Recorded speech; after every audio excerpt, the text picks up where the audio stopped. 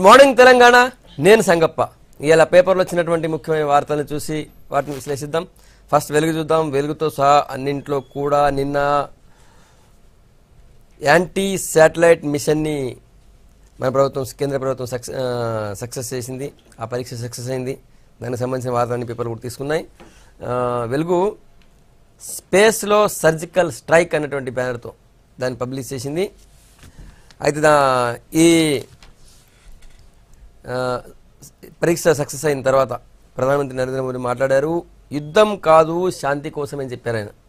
ఆ పాయింట్ని హైలైట్ చేసింది వెలుగు. మొత్తం భూ ఉపరితలం నుంచి 300 కిలోమీటర్ల ఎత్తులోని లైవ్ శాటిలైట్ని, యాంటీ శాటిలైట్ మిసైల్ కేవలం 3 నిమిషాల వ్యవధిలోనే తునాతునకలు చేసింది. నిన్న టెస్ట్ చేసినారు. అది మన శాటిలైట్నే వాళ్ళు స్ట్రైక్ చేసినారు. ఆ వార్తని అన్ని పేపర్లు కూడా ప్రధానంగా తీసుకున్నాయి. భూమి నుంచి అంతరిక్షంలోని శాటిలైట్ను కూల్చిన డిఆర్డిఓ, యుఎస్, రష్యా, చైనాకు ధీటుగా నిలిచిన ఇండియా ఇప్పటివరకు కేవలం 3 దేశాల దగ్గరనే ఉండే. ఇప్పుడు 4వ దేశంగా యాంటీ శాటిలైట్ మిసైల్ ఇప్పుడు 4వ దేశంగా మన దగ్గర ఉంది. ఆ వార్తను పేపర్లు అన్నీ తీసుకున్నాయి. వెలుగుల రాసింది. నెక్స్ట్, టీఆర్ఎస్ పార్లమెంటరీ పార్టీ నాయకుడు జితేందర్ రెడ్డి నిన్న బీజేపీలో చేరారు. అమిత్ షా ఆయన కండువా కప్పి ఆహ్వానించారు. ఆ వార్తను తీసుకుంది. ఆ సందర్భంగా జితేందర్ రెడ్డి మాట్లాడుతూ, అవమానించినందుకే రాజీనామా, నాపై సర్జికల్ స్ట్రైక్ చేశారు అని అన్నారు ఆయన. టికెట్ ఎందుకు ఇవ్వలేదో కేసీఆర్ చెప్పాలి. కొట్లాడిన వాళ్లకు కమిట్మెంట్ ఉంటుంది, కొత్తగా వచ్చేటోళ్లకు ఏముంటుంది. అమిత్ షా సమక్షంలో బీజేపీలో చేరిక అంటూ వార్తను తీసుకుంది. ఆ తర్వాత కారెక్కిన మరో ఎమ్మెల్యే అంటూ కాంగ్రెస్కు గుడ్ బై చెప్పిన ఎల్లారెడ్డి ఎమ్మెల్యే సురేందర్. ఆ వార్తను కూడా తీసుకుంది. తర్వాత నిన్న కాంగ్రెస్ పార్టీ అధికార ప్రతినిధి దాసో శ్రవణ్ కుమార్ మాట్లాడారు. ఏఐసీసీ అధికార ప్రతినిధి మొన్న కేటీఆర్ నిన్న రోజు మాట్లాడుతున్నారు. ఒక దగ్గర చెల్లని రూపాయి ఇంకో దగ్గర ఎట్లా చెల్లుతుందని చెప్పి, ముఖ్యంగా నల్గొండ, తర్వాత భువనగిరి ఇవన్నీ మాట్లాడుతున్నారు. దాసో శ్రవణ్ అడిగారు, మరి ఖమ్మం, పెద్దపల్లిలో ఎట్లా చెల్లుతాయని అడిగారు. అదే పాయింట్ హైలైట్ చేసింది. కేటీఆర్ చెల్లని రూపాయి వ్యాఖ్యలపై దాసో శ్రవణ్ అంటూ తీసుకుంది. తర్వాత ఖమ్మంలో టైట్ ఫైట్ అంటూ ఖమ్మం లోక్సభ రివ్యూ రాసింది వెలుగు. రైట్, నెక్స్ట్ ఈనాడు కూడా నిన్న డిఆర్డిఓ మిసైల్ టెస్ట్నే హైలైట్ చేసింది. విను వీధిలో భారత్ శక్తివంతం అనేటువంటి బ్యానర్తో ఆ వార్తను తీసుకుంది. తర్వాత నిన్న సీఎం కేసీఆర్ ఒక రైతుకు ఫోన్ చేసి మాట్లాడారు. రైతు ఫేస్బుక్లో పెట్టినటువంటి సమస్యపైన స్పందించారు. రందిపడకు, నేనున్న ఫేస్బుక్లో సమస్య పోస్ట్ చేసిన రైతుకు సీఎం కేసీఆర్ ఫోన్. ఆ తర్వాత రైతు గ్రామానికి వెళ్లి విచారించిన కలెక్టర్, సాయంత్రానికల్లా రైతు బంధు సాయం అంటూ వార్తను తీసుకుంది. కాంగ్రెస్కు మరో దెబ్బ, ఎల్లారెడ్డి ఎమ్మెల్యే కేటీఆర్ సమక్షంలో టీఆర్ఎస్ చేరేందుకు ఇంట్రెస్ట్ చూపించారని చెప్పి అదొక వార్తను తీసుకుంది. ఫస్ట్న రాహుల్ గాంధీ మన రాష్ట్రం రాబోతున్నారు. ఆ పాయింట్ కూడా ఒకటి హైలైట్ చేసింది. జహీరాబాద్, వనపర్తి, హుజూర్ నగర్లలో ఆయన సభలున్నాయి. తర్వాత నిజామాబాద్ లోక్సభ బరిలో ఉన్నటువంటి 180 మంది రైతులు మేము వెనక్కి తగ్గం అని చెప్పి నిన్న చెప్పారు. ఎంత ఒత్తిళ్ళు వచ్చినా కూడా బరిలోనే ఉంటామని చెప్పారు వాళ్ళు. ఆ పాయింట్ కూడా ఈనాడు హైలైట్ చేసింది. రెవెన్యూ సంగతి చూస్తా అన్న బ్యానర్తో సీఎం కేసీఆర్ ఆ రైతుకు ఫోన్ చేసిన విషయాన్ని తీసుకుంది. ఆ శాఖలో అవినీతి పెరిగిపోయింది. జూన్లో కీలక నిర్ణయం. రెవెన్యూ ఉద్యోగులు సమ్మె చేస్తారు, ప్రజలు మా వైపే ఉండాలి. సీఎం కేసీఆర్ సంచలన వ్యాఖ్యలు అంటూ వార్తను తీసుకుంది.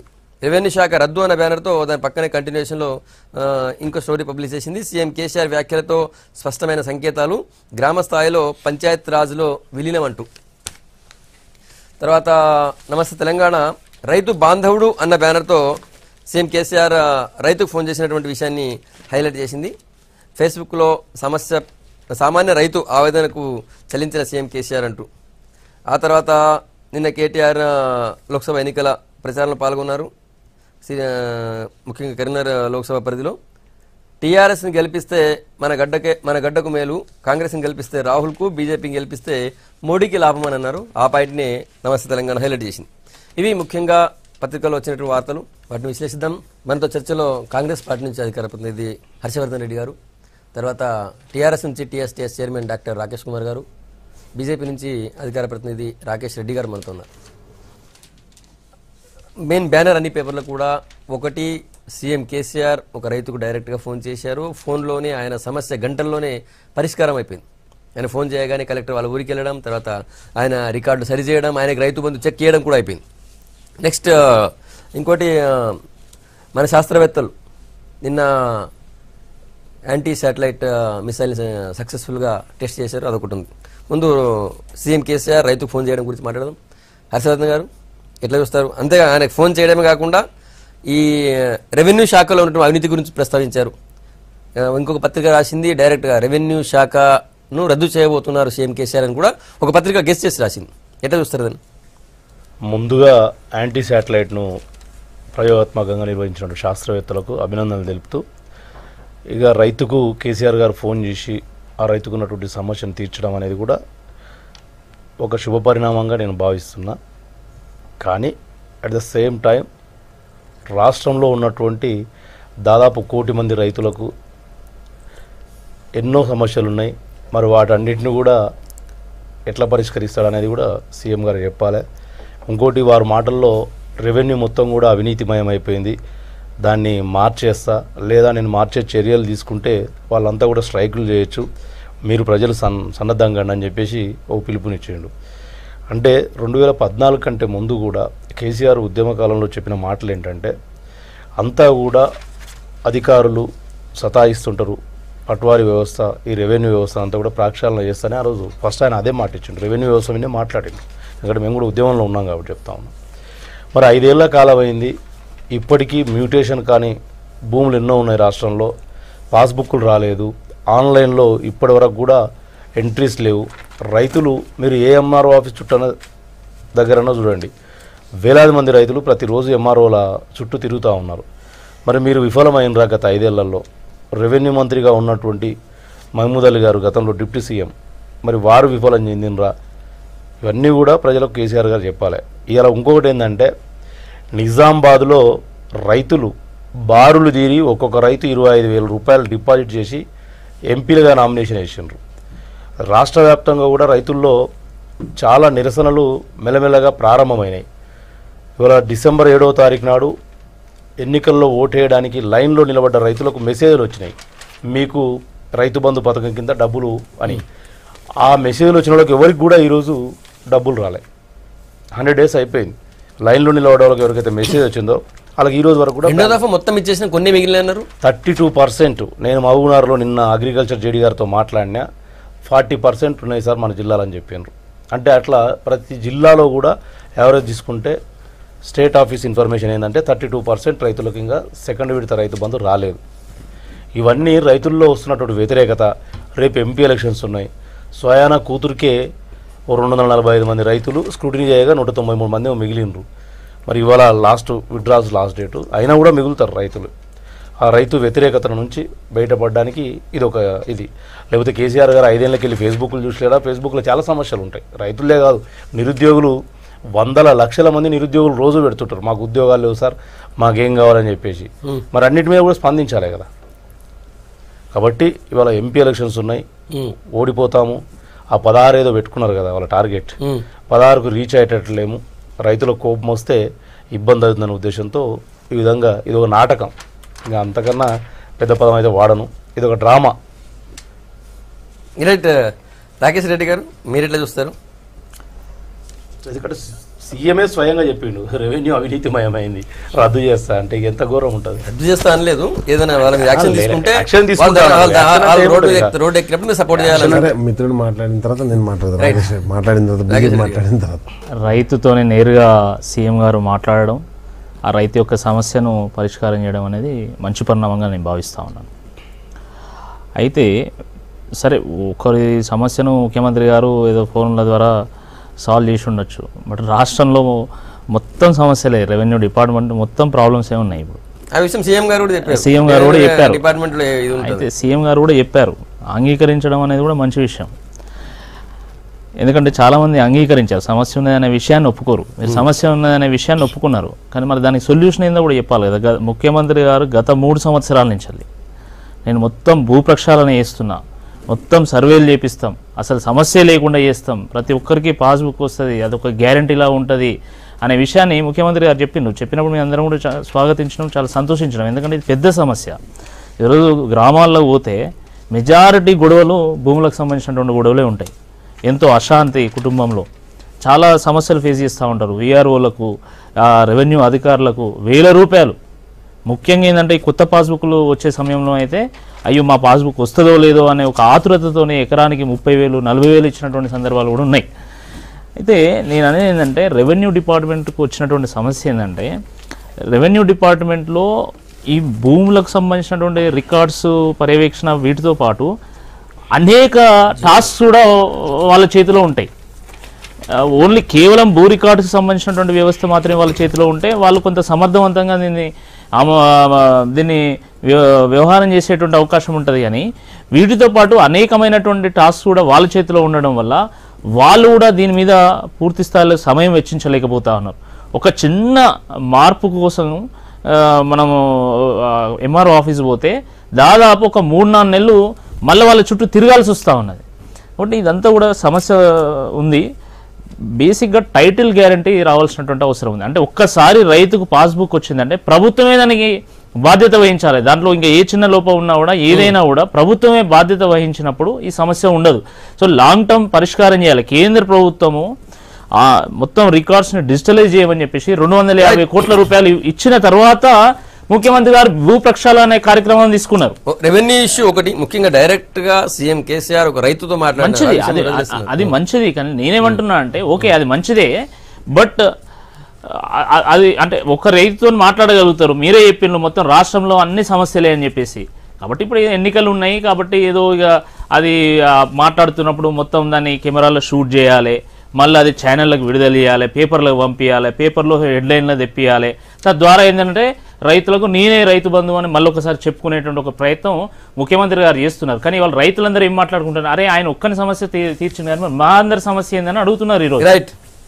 మరి అందరి సమస్య సాల్వ్ చేసినప్పుడు రైతు బంధువు అవుతాడు. రాకేష్ గారు, ఇది కరెక్ట్ గా ఎలక్షన్ ముందు, ఎంపీ ఎలక్షన్ ముందు డ్రామా అంటున్నారు హర్షవర్ధన్ రెడ్డి గారు. సరే 2018లో అయితే పట్టాదారు పాస్బుక్స్ కొత్త ఇస్తాయన్నప్పుడు 2017లోనైతే ఎలక్షన్లు అయితే లేవు నాకు తెలిసి.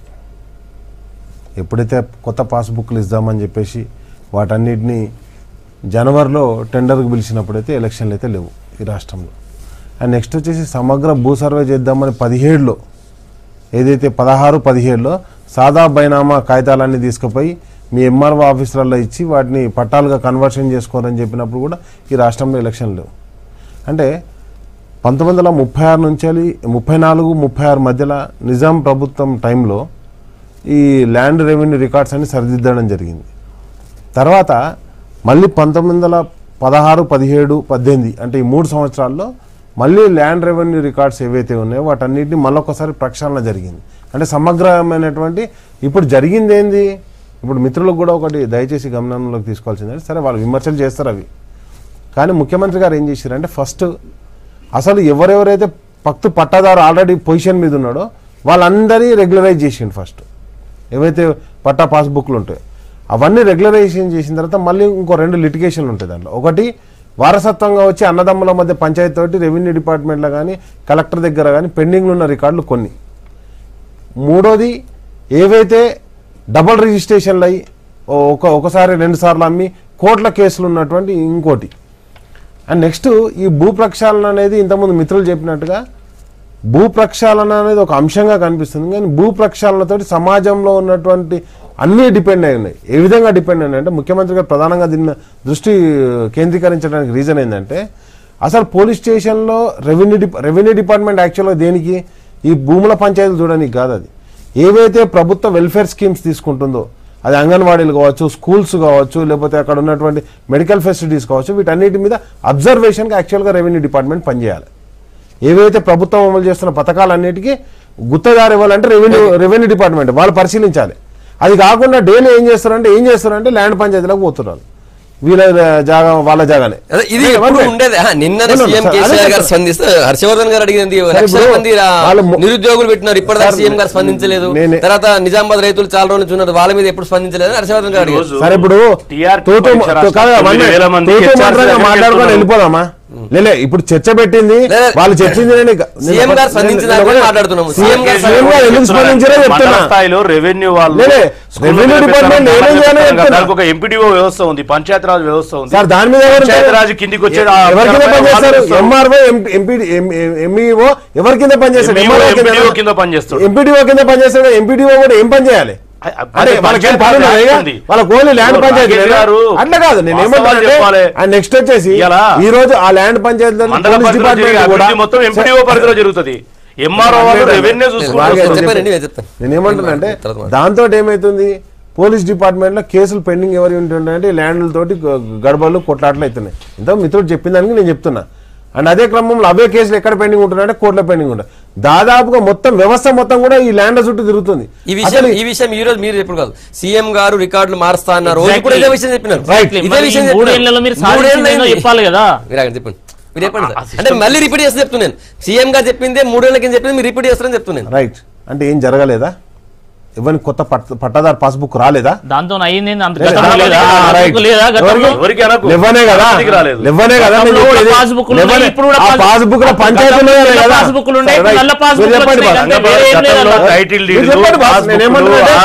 ఇద్దరే మాట్లాడమంటే మాట్లాడండి. నేను కూడా ఇట్లనే మాట్లాడతా. మీతో గొడవ పెట్టుకోనికి రాలే కదా. నేను ఏమంటున్నా అంటే ఇన్నప్పుడు నేనేం చేయాలి? కెమెరాలు పెట్టుకొని యోగా చేయలే కదా మా ముఖ్యమంత్రి అయితే. యోగాలు చేసి దాన్ని సీడీలు రిలీజ్ చేయలే కదా. లేకపోతే సర్జికల్ స్ట్రైక్ అయిందని చెప్పేసి ఏది అది మొత్తం ఫోటోలు రిలీజ్ చేయలే కదా.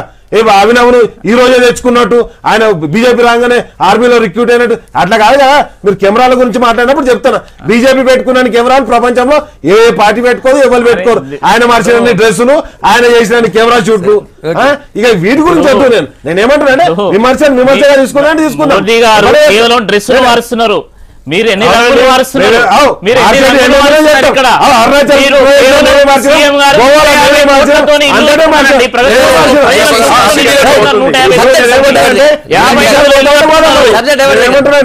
మీరు అన్నదానికి మిమ్మల్ని ఏం మాట్లాడద్దా?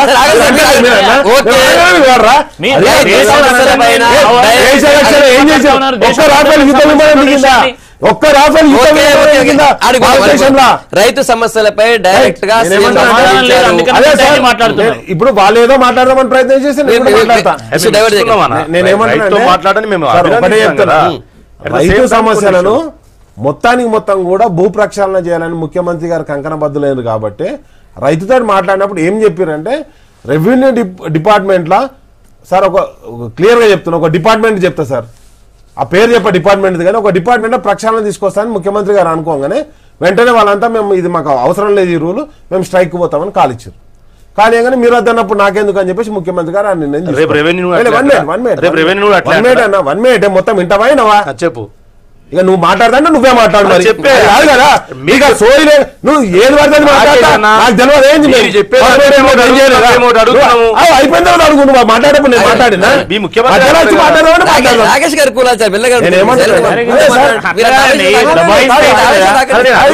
వాళ్ళు మాట్లాడేప్పుడు నేను నిన్న కదా. చెప్పండి పంతులో నేను చెప్పింది అయినా అనుకుంటే కష్టం కదా. నేనేమంటానంటే అయితే ఒక డిపార్ట్మెంట్ మళ్ళీ ఏం చేశారు, అదే ప్రక్షాళన కావాలని మళ్ళీ ముఖ్యమంత్రి గారి దగ్గరికి పోయారు.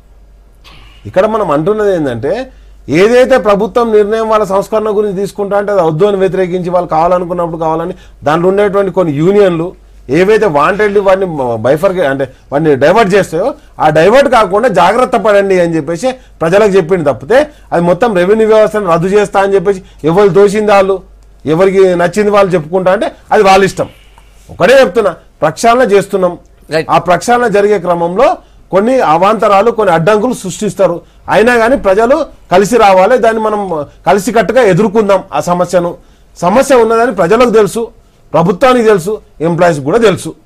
కానీ అది మా ఆధ్వర్యంలోనే నడవాలని కొన్ని సంస్థలు భావిస్తాయి.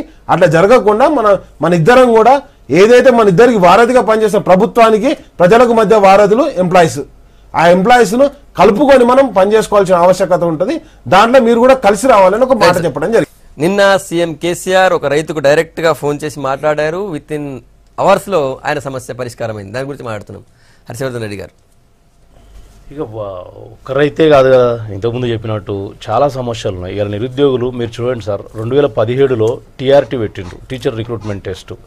8,972 మంది రాస్తే లేలే అంటే చెప్తాను వాళ్ళందరూ ఫేస్బుక్ లో ఒక రైతు గారు మీరు చెప్పాలి కదా, అవకాశం అంటాడు రాకేష్ అని బాగా డిస్టర్బ్ చేస్తాడు. ఏమంటే వాళ్ళందరికీ అలా సబ్జెక్ట్ ఉందండి, నేను ఉట్టే చెప్తాను. నాకు ఇంతమంది లైట్లు గిట్లు వేసి కూర్చోబెట్టినాక నేను ఉట్టే చెప్తే నాకు ఉంటుందా?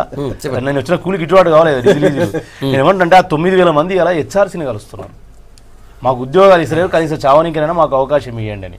వాళ్ళంతా సోషల్ మీడియాలో ఫేస్బుక్లలో వాళ్ళు పెట్టలేదేమో, అందరు పెట్టిరు. నా దగ్గరనే ఉంది, నా సెల్ ఫోన్ ఇస్తే చూడండి, మీ పిల్లలకు మొత్తం చూపించమని. రైట్. హర్షవర్ధన్ సూటికి ఒక ప్రశ్న, మరి రాష్ట్రంలో ఉన్నటువంటి టీచర్లు ఎంత అన్న? 1 మినిట్ అన్న, నువ్వు యాజ్ ఎ టీచర్ చెప్పన్న, రాష్ట్రంలో ఉన్న మొత్తం టీచర్లు ఎంత? మొత్తం టీచర్లు 1,23,810 క్యాడర్ స్ట్రెంత్ అయితే అందులో 32,000 మంది వేకెన్సీస్ ఉన్నాయి. ఆ వేకెన్సీ ఎప్పుడైనా అదేమని కావచ్చు, మేము చావడానికి అనుమతి ఇవ్వండి అని చెప్పి కలుస్తున్నారు.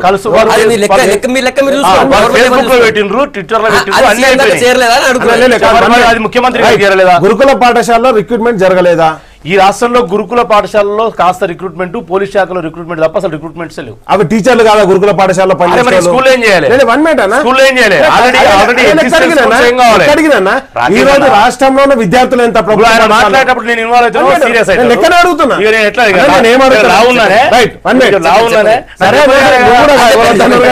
నేనేం చెప్తున్నా, 2016లో గ్రూప్ 2 పెడితే ఇంతవరకు రిజల్ట్ ఇవ్వలేదని మొన్న కూడా హెచ్ఆర్సీని కలిసి పోనీ ఫేస్బుక్ లో పెట్టలేదు అనుకుందాం, ఇవాళ కలిసే పిల్లలది లేదనుకుందాం, మొన్న కలిసిన గ్రూప్ 2 పిల్లలది అయితే చూసింటాడు కదా, పేపర్లో ఈ మీడియాలో చూసింటాడు కదా, పేపర్లో రాసింటారు కదా, ఫ్లెక్సీలు కట్టుకున్న పిల్లలు రావడం. మరి ఎందుకు స్పందించడం లేదు ముఖ్యమంత్రి గారు? ఒక రైతు తన పిత్రార్జితంతో వచ్చినటువంటిది మ్యూటేషన్ కాలేదు అని చెప్పేసి ఏదో ఫేస్బుక్లో పెట్టిండు, స్పందించడం మేము కూడా ఆహ్వానించినాం, అభినందించినాం కూడా. అట్ ద సేమ్ టైం అన్ని విషయాల్లో కూడా ముఖ్యమంత్రి గారు ఎందుకు స్పందించడం లేదు? అంటే ఎన్నికల కోసం ఈరోజు ముఖ్యమంత్రి గారు రైతుల పట్ల ఏదో ప్రేమ ఒలకబోస్తున్నారు. నేను బీజేపీ రాకేష్ గారితో నేను ఏకీభవిస్తున్నాను. వారు ఫోన్ చేసింది ఎవరికి తెలుసు, రింగ్ అయ్యేది కూడా రికార్డ్ అయింది, రింగ్ అని రింగ్ అయ్యేది కూడా రికార్డ్ అయింది. అవన్నీ క్లిప్పింగ్ అంతా మీకు ఇచ్చిండ్రు మీడియాలో. మీకు కూడా ఏముంటుంది, ఎవరికైనా సమాజంలో ఏముంటుంది, ముఖ్యమంత్రి స్థాయి వ్యక్తి ఒక రైతుతో మాట్లాడినట్టు పెద్ద న్యూసే, కాదనం. కానీ అన్ని విషయాల్లో కూడా స్పష్టంగా ఉండాలి. వైఫల్యం చెందినటువంటి ముఖ్యమంత్రి ఇలా ఏ నిర్ణయం తీసుకుంటున్నాడో ఆయనకే అర్థమైతలేదు. ఇంకోటి ఏమన్నా రాకేష్ అన్న మాట్లాడుకుంటూ, రెవెన్యూ ఇంతకుముందు ఒక శాఖను ప్రక్షాళన చేద్దామంటే వాళ్ళంతా కూడా యూనియన్స్ ఉంటాయి, ఇట్లా రెవెన్యూ శాఖ కూడా ఇచ్చిన పేపర్లే వాళ్ళ రెవెన్యూ వాళ్ళు వాళ్ళ లీడర్లు స్టేట్మెంట్ ఇచ్చిండ్రు, మమ్మల్ని తప్పు పట్టకండి, మమ్మల్ని దోషులుగా నిలిపొద్దండి. హర్షవర్ధన్ అన్నకు నేను అడుగుతాను, ఏమడగా అన్న చెప్పినట్టుగా గురుకుల టీచర్ల రిక్రూట్మెంట్ జరిగింది. సంగప్పన్న రాష్ట్రంలో 60 లక్షల మంది పిల్లలు ఉంటే 31 లక్షల మంది పిల్లలు గవర్నమెంట్ స్కూల్ చదువుతుంటే 20 లక్షల మంది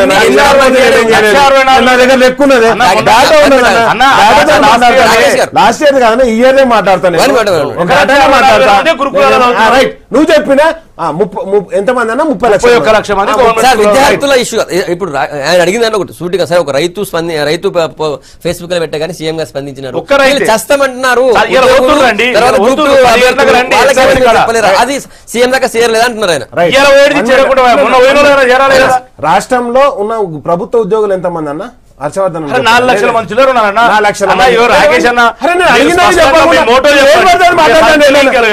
అడిగిందా? రాష్ట్రంలో 3.5 కోట్ల మంది ఉన్నారు కదా, మరి మినిమం 1 కోటి మంది అని ఉద్యోగులు ఉండాలి కదా నీ లెక్క ప్రకారం. మరి 1 కోటి మంది అని ఉద్యోగులు లేకపోతే ఎట్లా మరిగా మరి నువ్వు అట్లనే అంటున్నావు కదా. గ్రూప్ 2 ఉద్యోగులు 2016 వాళ్ళకు కూడా ఆన్సర్ ఇస్తారా? ఇప్పుడు ఎంతమంది ఉద్యోగులు ఉన్నారో ఆన్సర్ ఇస్తారా? గ్రూప్ 2 అభ్యర్థులు ఎగ్జామ్ రాసిరు, మీరు అడిగిరన్నా? చెప్పండి. 2 సార్లు 3 సార్లు అడగానే గ్రూప్ 2 గ్రూప్ 1 కాదు కదా. నేను ఏమంటున్నా అంటే గ్రూప్ 2 ఎగ్జామ్ రాసిర్రు, గ్రూప్ 2 ఎగ్జామ్ లా సింపుల్ గా చెప్తున్నా, వైట్నర్ వాడిర్ అని చెప్పేసి రిజల్ట్ ఇవ్వమని చెప్పేసి పోయిన తర్వాత వైట్నర్ వాడిర్ కాబట్టి ఆ వైట్నర్ మీద ఏం డిసిషన్ తీసుకోవాలని హైకోర్టులో కేసు నడుస్తుంది. ఆ వైట్నర్ గురించే డిస్కషన్ నడుస్తుంది. ఆ విషయం అన్నకు తెలియదా? తెలుసు. గవర్నమెంట్ వాడిందా? వైట్నర్ ఎగ్జామ్ రాసిన తర్వాత కోర్టుకు పోయినరు, ఇలా మన కోర్టులో క్లియర్ చేయించచ్చు కదా. కోర్టు కూడా క్లియర్ ఏం మాట అన్నాయి కోర్టు మీరే గవర్నమెంట్ మీరే పెట్టుకోవాలి. మేమేమంటున్నాం వైట్నర్ మీద కేసు వేసిన వాళ్ళు విత్డ్రా చెప్పారు, మేము రెడీగా ఉన్నాం రిజల్ట్ చేయడానికి. ఏదో సాకులు చెప్పాలి. పబ్లిక్ సర్వీస్ కమిషన్ అడగాల్సిన ప్రశ్న కూడా మమ్మల్ని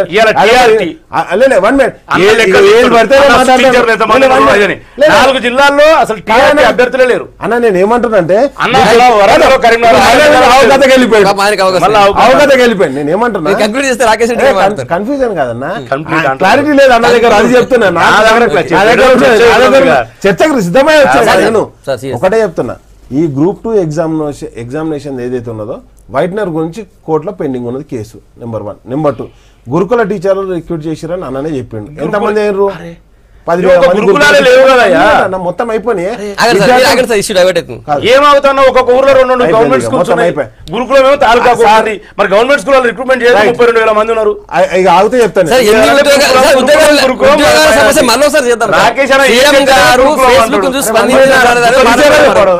సబ్జెక్ట్ ఫెయిల్ అవుతాడు కాబట్టి మాట మాట్లాడిస్తాడు. ఒకటే చెప్తున్నా సింపుల్ అన్న. 1 మినిట్ ఒక ఫైనల్ కంప్లీట్ చేస్తున్నా. నేనేమంటున్నా అంటే మా ఊరు పక్క పోంటే బ్రాహ్మణపల్లిలో 23 మంది విద్యార్థులు అంటే 12 మంది టీచర్లు అసలు స్కూల్ లేవా? నీ చేతుల్లో కదండి. వద్దని మీరే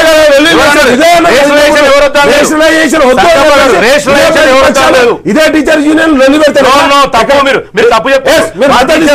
statement Congress party school statement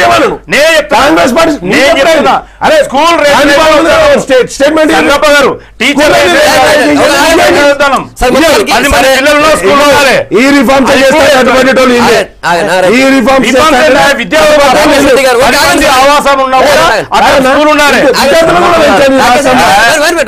Rakesh Reddy గారు. సంగప్ప గారు, ఇప్పుడు రైతు విషయానికి వద్దాం. రైతు తాను ఫేస్బుక్లో పెట్టినటువంటి వీడియో చూస్తే ఎన్ని నెలల నుంచి ఆయన ఎంఆర్ఓ ఆఫీస్ చుట్టూ తిరుగుతున్నాడు. అదే సీఎం మాట్లాడింది ఈరోజు పేపర్లో వచ్చింది, దాన్ని స్వాగతిస్తున్నాం కాబట్టి. కానీ అంటే ఇన్ని నెలలు రైతులు ఎంఆర్ఓ ఆఫీసుల చుట్టూ తిరగాల్సినటువంటి గత్యంతరం ఎందుకు వచ్చింది అని అడుగుతున్నా నేను. దాన్ని సాల్వ్ చేయాలి కదా.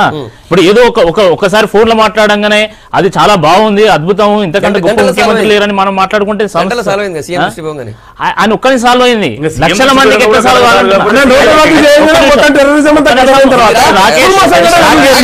డైవర్షన్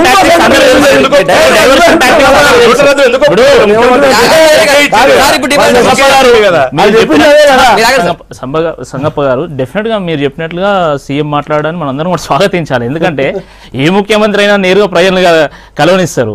కానీ ఈ ముఖ్యమంత్రి ఏంటంటే ప్రగతి భవన్ దాటి రాలు, వైఎస్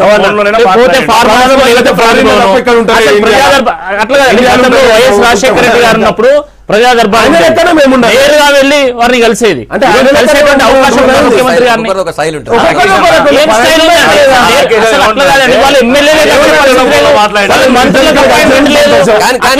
లోక్సభ నాయకుడుగా ఉన్నటువంటి జితేందర్ రెడ్డి గారికి కలిసేటువంటి అవకాశం లేదు. ఆయన చెప్పిండా? పేపర్లో వచ్చింది.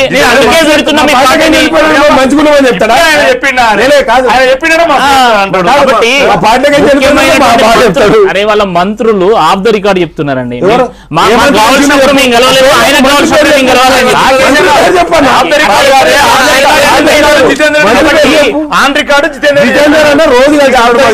అరే వారే చెప్తున్నారు కదా అసలు మాకు కలిసే అవకాశమే లేదని.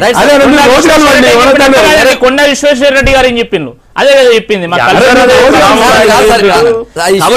కాబట్టి కలవడానికి అవకాశం ఉండదు.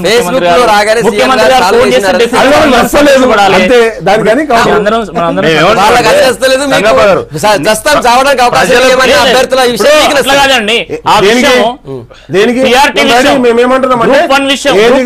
సార్ అక్కడ జరుగుతున్నటువంటి విషయాన్ని మేము ఒకటే చెప్తున్నాం. ఈ రోజు అడ్రస్ చేసినారు ఇష్యూ కావచ్చు. ఎంత అసమర్థ ప్రభుత్వం అండి. 2015 గ్రూప్ 2 నోటిఫికేషన్ 5 ఏళ్లలో మీరు సాల్వ్ చేయలేరా సమస్య? చిత్తశుద్ధి ఏంటంటే ఉద్యోగాలు ఎందుకు భర్తీ చేస్తలేరంటే అసెంబ్లీ ఎన్నికలకు ముందు ఏం చెప్పారు, జోన్లు లేవు కాబట్టి చేయలేదన్నారు. ఆగస్టు 27 2018 జోన్లు వచ్చినాయి, 7వ నెల నడుస్తుంది. ఇవాళ నిన్న 27కి 7 నెలలు అయిపోయింది. ఒక్క నోటిఫికేషన్ అని ఇచ్చిండ్రా? అసెంబ్లీకి పార్లమెంట్ మధ్యనే నోటిఫికేషన్ రావన్నా? అరే నోటిఫికేషన్ పార్లమెంట్ ఎన్నికల కూడా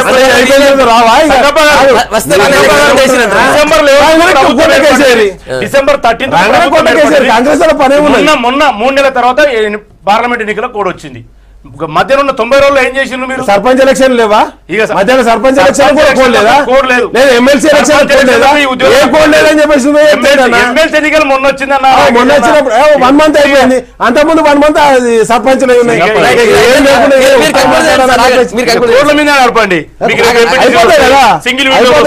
స్కూల్ జూన్ వరకు మొత్తం జూన్ వరకు అన్ని క్లియర్ చేసి మళ్ళీ నెక్స్ట్ పార్లమెంట్ దృష్టి పెడతామంటున్నారు. సరే, వేరే ఒకటే సింపుల్ పాయింట్ ఏంటంటే 2015లో గ్రూప్ 2 నోటిఫికేషన్ వస్తే సరే కొంతమంది ఇన్విజిలేటర్స్ వల్ల ఏదో వైట్నర్స్ ఉపయోగించడం అది ఇది దానివల్ల ప్రాబ్లం సాల్వ్ కాలేదు అంటున్నారు.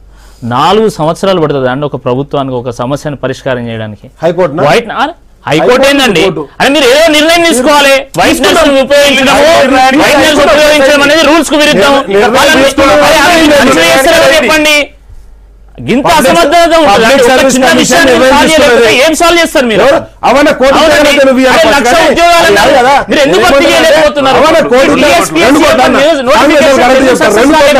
నేనేమంటానంటే పబ్లిక్ సర్వీస్ కమిషన్ నిర్ణయం తీసుకున్న తర్వాత ఏదైతే ప్రభుత్వం ఆ నిర్ణయం తీసుకున్న తర్వాత కొంతమంది దానికి కోర్టులో ఛాలెంజ్ చేయడం జరిగింది. కోర్టులో మేము కూడా మా పబ్లిక్ సర్వీస్ కమిషన్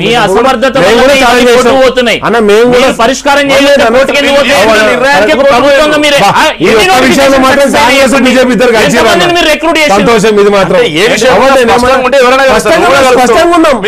మేము స్పష్టంగా ఉన్నామన్నా, మీకు స్పష్టత లేదని చెప్తున్నా.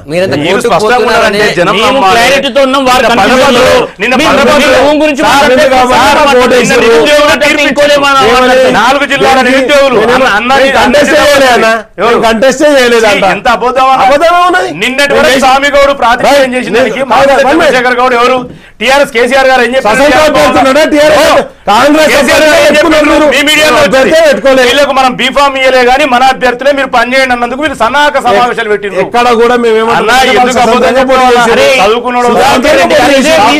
వచ్చి బల్ల గుద్ది మరి టీఆర్ఎస్ పక్షాన కొండ విశ్వేశ్వరరెడ్డి కూడా బల్ల గుద్ది వాదించాడు. కాంగ్రెస్ లో లేడా బల్ల గుద్ది? నేను సుధాకరణ మావాడు కాదన్నా, నువ్వు కాదన్నా.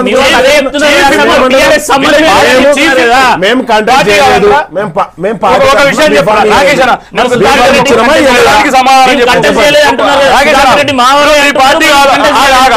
మీ పార్టీ కాదంటున్నావు కదా, వాళ్ళు ఇండిపెండెంట్ లేవడంటారు కదా. మీ పార్టీ చీఫ్ విప్, మీ పార్టీ ఎమ్మెల్సీ, మీ పార్టీ మామిళ్ళ చంద్రశేఖర్ గౌడ్ జైన్ అయిన మీకు తెలియకుండా మరి పోటీ చేసి ఎందుకు సస్పెండ్ చేస్తలేరు? మేము ఒకటే చెప్తున్నాం, ఎందుకు సస్పెండ్ చేస్తలేరు? మేము పార్లమెంట్ ఎలక్షన్ పెట్టుకున్నాం. మేము ఎమ్మెల్సీ ఎలక్షన్ లో కంటెస్ట్ చేయడం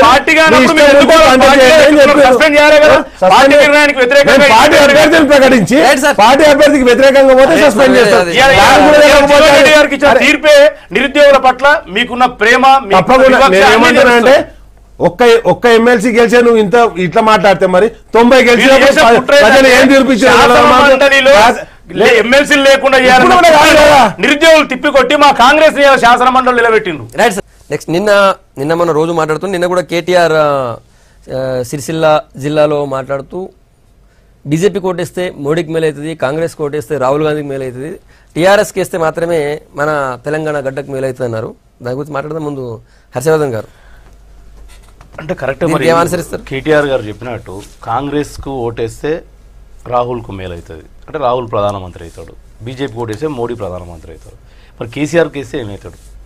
ఏం ప్రయోజనాలు జరుగుతాయి? ఏం ప్రయోజనాలు జరుగుతాయి రాష్ట్రానికి ప్రయోజనాలు జరిగే ప్రక్రియలో అసెంబ్లీ ఎన్నికల్లో కేసీఆర్ గారు కేసిండ్రు, స్పష్టమైన తీర్పు ఇచ్చిండ్రు.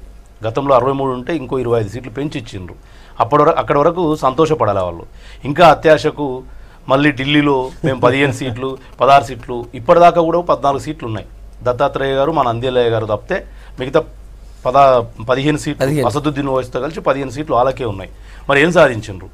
ఇలా ఏం సాధించలేదు కాబట్టే మళ్ళీ 5 ఏళ్ళకి అధికారం ఏమన్నా స్పష్టంగా చెప్పాలి. మేము 5 ఏళ్ళలో ఏం సాధించలేదు, మీరు 14 సీట్లు ఇచ్చినా 12 ఇచ్చి మిగతా 2 గుంజుకున్నా, పొంగులేటి సుధాకర్ రెడ్డిని, గుత్తా సుఖేంద్రుడిని గుంజుకున్నా మేమేం సాధించలేకపోయినాం, మళ్ళీ ఒకసారి అధికారంలోకి వినమ్రతతోనే విజ్ఞప్తి చేసుకోవాలి.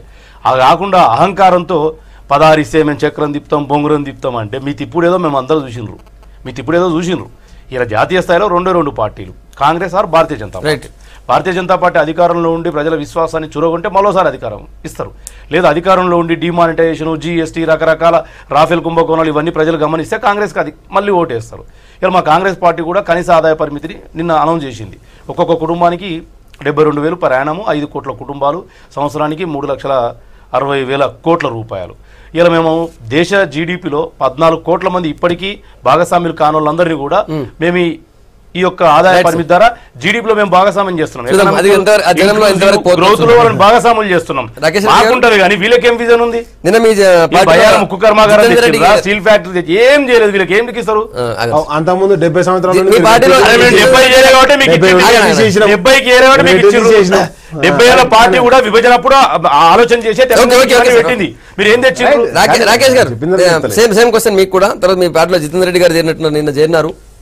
దాంతో నిజంగా మీకు ఎట్లా? మీరు ఒక ఫ్లోర్ లీడర్ ఒప్పుకుంటున్నాడు, మేము వైఫల్యం చెందినాం, మాకేం కాలేదు కాబట్టి నాకు టికెట్ ఇవ్వలేదని. మీరు ఇంకేం చేస్తారా? ఈ ఎన్నికలు జాతీయ పార్టీలకు సంబంధించినటువంటి ఎన్నికలు. అసలు ప్రాంతీయ పార్టీలకు ఈ ఎన్నికలతో సంబంధమే లేదు. ఎందుకంటే ఎవరు ప్రధానమంత్రి అవుతారు అనేది బేస్ చేసుకొని దాని మీద ప్రజలు ఓటేస్తారు. ప్రాంతీయ పార్టీల సంబంధం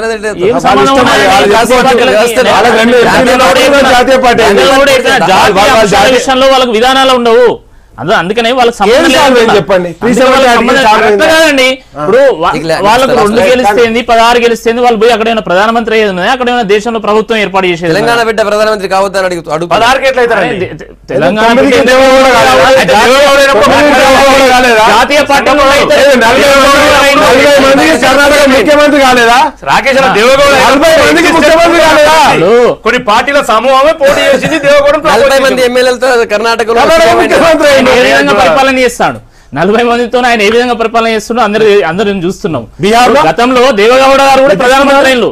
దేవగౌడ గారు ప్రధానమంత్రి కావడం వల్ల దేశానికి మేలు జరిగిందా నష్టం జరిగిందా అందరూ తెలుసు. కాబట్టి ఆ విషయాల్లో పోకుండా నేనేమంటున్నా అంటే this is a fight between BJP and Congress. కాబట్టి ఈరోజు ఖచ్చితంగా మళ్ళీ బీజేపీ ప్రభుత్వం వస్తుంది అని అన్ని సర్వేలు చెప్తున్నటువంటి ఈ నేపథ్యంలో జితేందర్ రెడ్డి గారు లాంటి వాళ్ళు, డికేఆర్ లాంటి వాళ్ళు అనేక మంది జాయిన్ అవుతా ఉన్నారు. ఈ రాష్ట్రంలో ఇక ఇంకోటి చెప్తున్న కాంగ్రెస్ ఖతం అయిపోతా ఉన్నది. కాంగ్రెస్ ఖాళీ అయిపోతా ఉన్నది.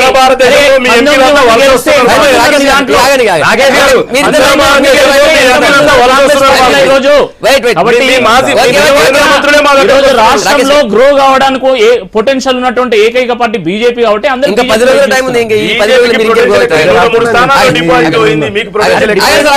ఉత్తర భారతదేశంలో మీ కేంద్ర మంత్రులే ఎట్లా అవుతారు అడుగుతారు మీరు? ఆగండి సార్. ఆల్మట్టి డ్యామ్ దేవగౌడ ప్రధానమంత్రిగా ఉన్నప్పుడే వాళ్లకు కర్ణాటక వాళ్ళకు ఒక 225 టీఎంసీల రిజర్వాయర్ని కట్టగలిగింది, ప్రధానమంత్రి ఉన్నాడు కాబట్టి. అండ్ అదేవిధంగా నేను ఏం చెప్తున్నా, వీళ్ళు చెప్పినటువంటి ఏదైతే ఇప్పుడు డబ్బు ప్రొవైడ్ చేస్తామంటారో, మేము అధికారంలోకి వస్తే ఇస్తామంటారు. ఇస్తారో ఇయ్యరో అది వాళ్ళకి తెలియదు. ఎందుకంటే వీళ్ళు 15 లక్షలు ఇస్తాన్నారు, ఇయ్యలే కదా మరి. కాబట్టి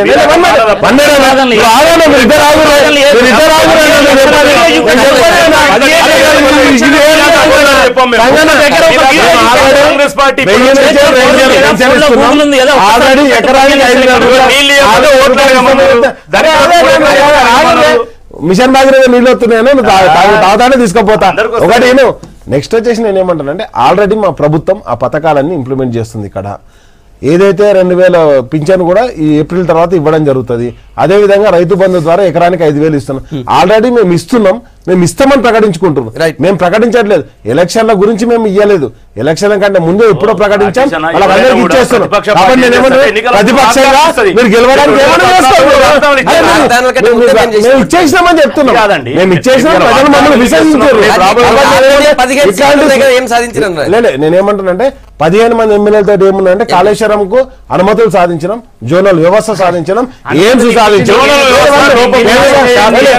కాదు. నేనేమంటున్నానంటే ఎయిమ్స్ సాధించినాం, ఈ రాష్ట్రానికి కావాల్సిన Right, sir. సాధించుకోవాలంటే చూద్దాం. మాకు కంపల్సరీ 16 మంది ఎంపీలు ఉండాల్సిందే. ప్రభుత్వం ఇస్తే అదే రాష్ట్రంలో ప్రభుత్వం పదకొండు రోజులు ఉంది. కేంద్ర ప్రభుత్వం తెలియని రాష్ట్ర నేనేమంటాను? ప్రభుత్వం ఇయ్యలేదు. ఎవరు? Right, sir, thank you. మీరు మాకొక్కరికి మేము Thank apply you, thank you. Right, thank you. Okay, sir, thank you. అన్ని రాష్ట్రాలకి ఈ DRDO ఎప్పుడు ఇచ్చారు మా రాష్ట్రానికి? అన్ని రాష్ట్రాలకు ఇస్తున్నాం. ఏం లాస్ట్కి ఇచ్చారు. అది పాలసీ మా ప్రభుత్వం పాలసీ ఆంధ్రప్రదేశ్ రాష్ట్రంలో ఇప్పుడు ఏం చూడండి, చేయాలని ఇప్పుడు ఒక చూడండి. Okay sir, thank you. మీరు డిఆర్డిఓ శాస్త్రవేత్తల గురించి చెప్తారు. ఒకటే అండి, ఏదైతే ఈ డిఆర్డిఓ సైంటిస్టులు ఏదైతే శాటిలైట్ ను డ్యామేజ్ చేయడం జరిగిందో దాంతో ఏంటంటే అది ఎందుకు యూజ్ అవుతుందంటే, ఒకవేళ శత్రు దేశాలు ఏమన్నా మన మీద సైనిక ఉపగ్రహాలను, గూఢచారి ఉపగ్రహాలను ప్రయోగించినప్పుడు వాటిని విధ్వంసం చేయడం ద్వారా మనం పైచేయి సాధించవచ్చు. ఎందుకంటే ఇవాళ రేపు స్టార్ వార్స్ క్రియేట్ అయినటువంటి సిచ్యువేషన్ లో ఓన్లీ శాటిలైట్ ఇమేజెస్ ద్వారానే అటాక్స్ జరుగుతున్నాయి. కాబట్టి ఆ అటాక్స్ బేస్ చేసుకొని మన మీద ఏ దేశం గూఢచారి చర్య చేయకుండా ఈ రోజు డిఆర్డిఏ సైంటిస్టులు సాధించినటువంటి విజయాన్ని నిజంగా భారతదేశం గగనవీధిలో ఒక గొప్ప విజయాన్ని సాధించారు. Right sir. దేశ భద్రత విషయంలో నరేంద్ర మోడీ గారు అనేక సమర్థవంతమైనటువంటి నిర్ణయాలు తీసుకుంటున్నారు. దాంట్లో రాకేష్ నాకు అవకాశం ఇస్తే మిషన్ శక్తి అనే ఆపరేషన్ సక్సెస్ఫుల్ గా మన డిఆర్డిఓ శాస్త్రవేత్తలు సక్సెస్ఫుల్ గా లాంచ్ చేయగలరు. Thank you. సక్సెస్ఫుల్ కార్యక్రమాలు చేయాలి. DRDO ని ఏర్పాటు చేసిన కాంగ్రెస్ పార్టీ. ముగ్గురు కూడా ధన్యవాదాలు. మళ్ళా రేపు పొద్దుగాల 5 టైం కలుద్దాం. Stay tune.